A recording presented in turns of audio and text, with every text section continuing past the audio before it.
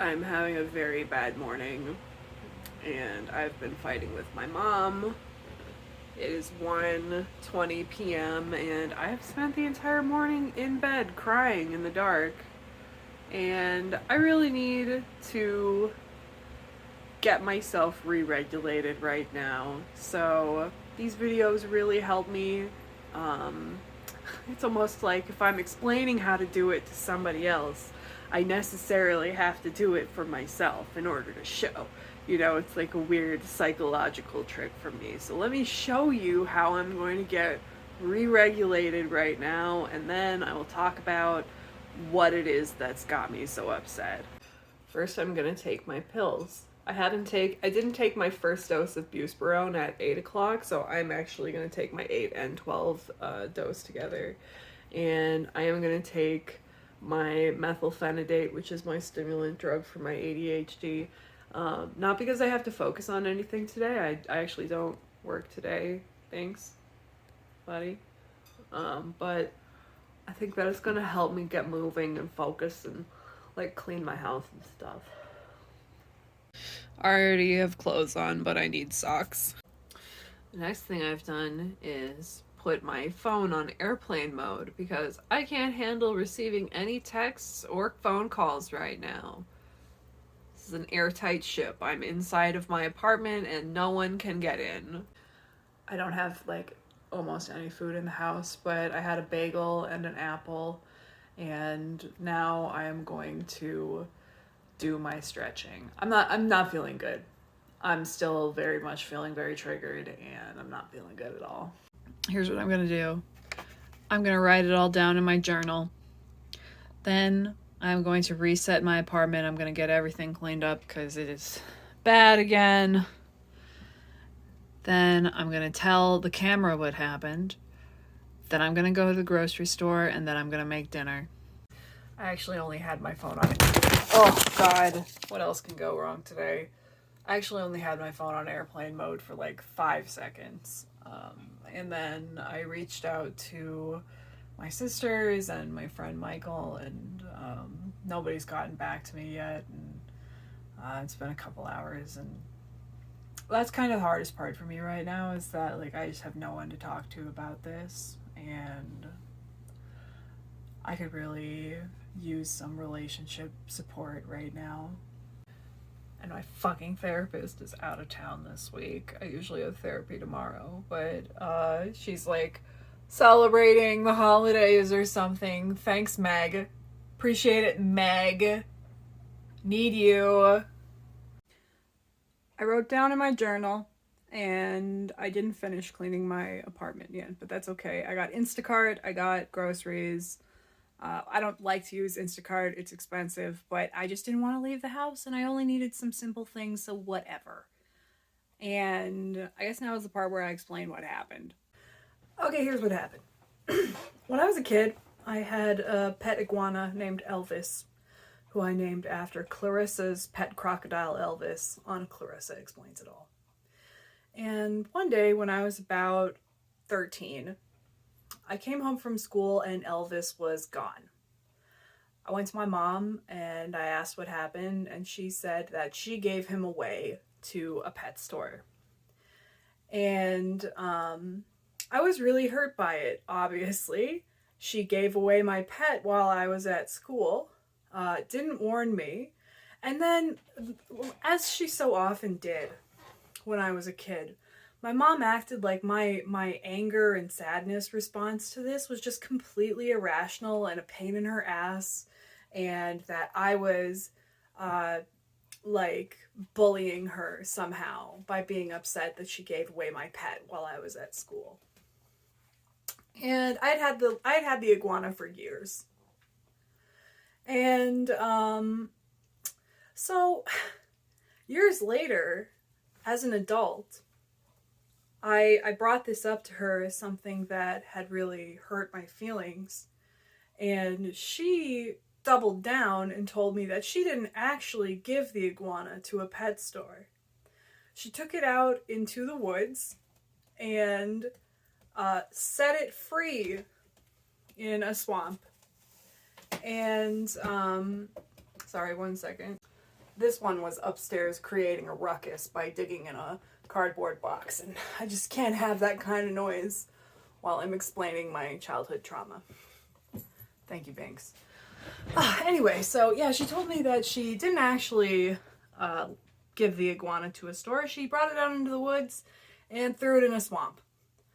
And I live in Minnesota, so that's a death sentence. I mean, even if she didn't like stomp on it, she did murder my pet. She let it go in Minnesota, which is a sub-zero region, 6 months of the year. It's a tropical iguana. Oh my god, now he's crying because I took the box away. I'm a horrible mother. Anyway, I'm bleeding. I cut myself with it when I was peeling an apple earlier. Not peeling, like separating an apple earlier. And like, I had it under bandage. Damn, I got some new knives and they are very sharp. Anyway, so obviously I was very upset by that. She killed my pet. And she just has been, and again, sort of like when I was a kid, she was like, oh, calm down. Like, and she even acts like it's funny, right? She thinks this is a really funny story. She was like, you should have seen his little face as he was running towards that swamp. I never saw that lizard so happy in my life, right? And this is something that has come up a bunch of times between us as something that I found at the time to be particularly hurtful, because my mom always treated me like she hated me, and like just giving away someone's pet that they've had for years in the middle of a random Tuesday is how you treat someone that you hate. Just like no regard whatsoever for my emotional well-being, just could not care less. And with my mom, there's always this line like, did she do that on purpose or is she just that clueless? Like, she lacks empathy to a degree, which is clinical, okay? And for all of you child abuse purists out there, don't worry, my mom hit me too. She told me that my genitals were deformed. She would threaten to give me away. I mean, like, it's the whole gamut. So, like, don't think, like, I'm just some spoiled woman who had a lovely childhood, except for the time my mom get rid of my pet. Like, really, go fuck yourself. And she would get drunk and tell me about how my dad would beat her and then, like, send me off to his house on the weekends. So, just so we're aware of the context of my relationship with my mom. She was a neglectful, emotional terrorist to me as a kid. And this pet thing is just one part of that. Now his food is going off, so now he's happy again. It's just one part of that. And my mom is part of the reason why I have post-traumatic stress disorder. And so it triggers my PTSD, this thing, this iguana thing. It's like one of the memories that my brain goes back to over and over again about how nobody loved me when I was a kid. Nobody cared for me. Nobody nurtured me. Nobody cared how I felt. I was just there. And if the iguana ignored her, she got rid of it. And who gives a fuck what I think, right? So anyway, last night, and like I said, this has come up a bunch of times between us. At one point, I cut my mom out, like, no contact for several years. And at one point, I tried to reconcile with her, and this iguana thing is something I brought up, like, as a specific example of how she abused me as a kid. And again, she thinks it's funny. Like, she's totally incapable of seeing that she did something wrong. She either refuses to or she can't, right? And so anyway, so yesterday I was at my third family Christmas of the season. And she brought up the fucking iguana in conversation in a big group of people. And this wasn't our family. This was a different family's Christmas that we get invited to every year, right? She brought it up in front of all of these people, and I was like, really, Mom? Is that a memory we want to bring up right now? And she was like, and she just laughed, and I was like, yeah, everybody, she's talking about the time she murdered my pet. And she was like, I didn't murder your pet. I let him go. I set him free. Which is, you know, her way of deflecting. Whatever. I don't know. Was she trying to upset me? I don't know. The way she said it, it was an offhand remark. If I hadn't explained what she meant, no one would have known what she meant by what she said. Uh, and for context, we were talking about like getting rid of an animal somehow. I don't even remember what the conversation was. And she was like, well, you could let it go by a swamp. No one would have known what that meant except for me. And anyway, so I was like, yeah, she's talking about the time that she murdered my pet when I was a kid. Yeah, didn't tell me. Just I came home and the cage was empty. And she was like, oh, Belinda, oh. And so I was like, excuse me. And I got up and I left, which was embarrassing for me.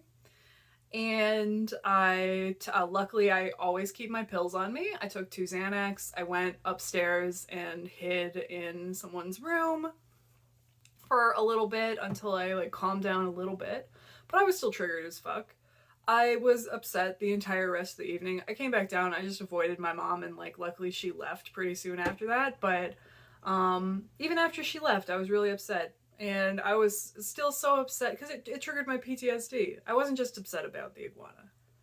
You know, it's the entirety of the abuse and neglect that I suffered as a kid. Just like all of a sudden, it's activated my nervous system. And so I was like crying and yelling in my car on the way home. And I was so lonely last night. I get home, there's no one here. And it's not like I could fully even express what I was feeling at the party either. What I really needed was a hug and someone to talk to, but I got home, there's no one here. And just this deep feeling of being uncared for and unloved and unwanted. And like I would be better off dead. I mean, I won't sugarcoat it. I was in a dark place last night. And like, not that I'm actively suicidal, but you can have that feeling and not have a knife in your hand. You know what I'm saying? Like, you can feel that way without being actively suicidal. And it is actively painful. And so this morning I woke up and I was still so mad. I like slept until noon. And I messaged my mom. No attempts at an apology from my mom. So I messaged my mom and I was like, let me guess, no apology, no recognition of what you did. And she was so close. She was like, I'm sorry that I upset you. I was like, okay, why was I upset? Because I brought up a painful memory. Okay, why is it painful for me? Okay, she was like, because you loved the lizard. I said, and you did what? And she said, set it free. She set it free. That's all she did. Just set it free. So I lost my shit. I absolutely lost my shit. I called her a child abusing piece of shit. And I said that she can't be in my life anymore. I said, bye-bye, like BUH-BYE, bye-bye, do not contact me. Yeah, I was like, you and Dad are both child abusing piece of shits. I gave you a second chance and it was a mistake. Bye forever.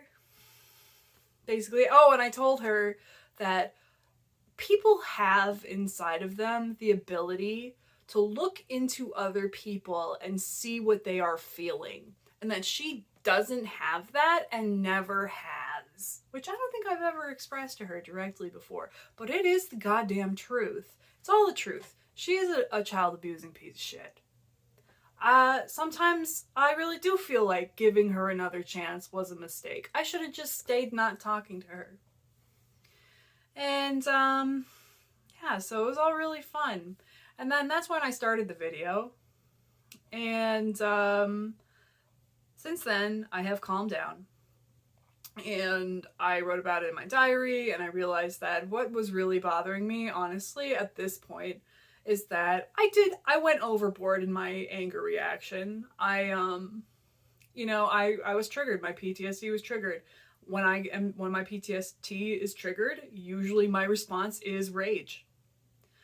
And it's like even though she doesn't get it, she was at least trying to apologize to me. She said, "I'm sorry, it won't happen again. I didn't realize." Of course she could have realized based on the many times that we've talked about it before, but whatever, that's par for the course with my mom.